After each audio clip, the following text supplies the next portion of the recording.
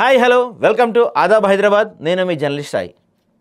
తెలంగాణ రాష్ట్ర అటవీ పర్యావరణ శాఖ మంత్రి కొండా సురేఖ సినీ హీరో అక్కినే నాగార్జున ఆయన కుటుంబంపై గతంలో చేసిన వివాదాస్పద వ్యాఖ్యలను వెనక్కి తీసుకున్నారు. ఈ మేరకు ఆమె ఎక్స్ వేదికగా నాగార్జునకి వారి కుటుంబ సభ్యులకి సారీ చెప్పారు.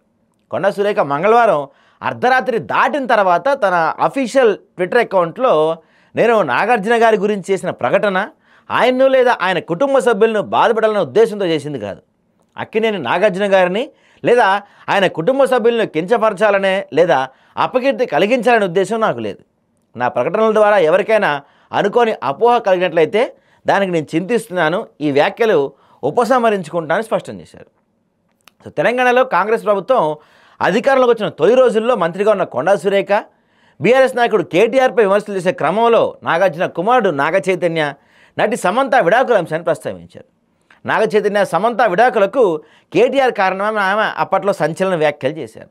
ఆ వ్యాఖ్యలు అక్కినేని కుటుంబాన్ని తీవ్ర మనస్తాపాన్ని కలిగించాయి. కొండా సురేఖ వ్యాఖ్యలపై తీవ్రంగా స్పందించిన నాగార్జున తన కుటుంబ పరువుకు భంగం కలిగించారంటూ మంత్రిపై పరువు నష్టం దావా వేశారు. సో ఈ కేసు నాంపల్లి కోర్టులో విచారణలో ఉంది.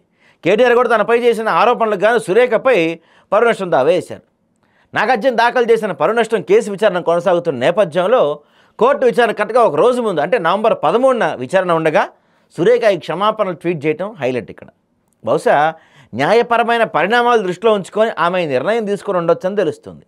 మంత్రి కొండా సురేఖ క్షమాపణలు చెప్పిన నేపథ్యంలో నాగార్జున ఈ విషయంపై ఎలా స్పందిస్తారు? కోర్టులో దాఖలు చేసిన పరువు నష్టం దావాను వెనక్కి తీసుకుంటారా లేదా అనేది ఇప్పుడు తెలంగాణ వ్యాప్తంగా ఇంట్రెస్టింగ్గా మారింది.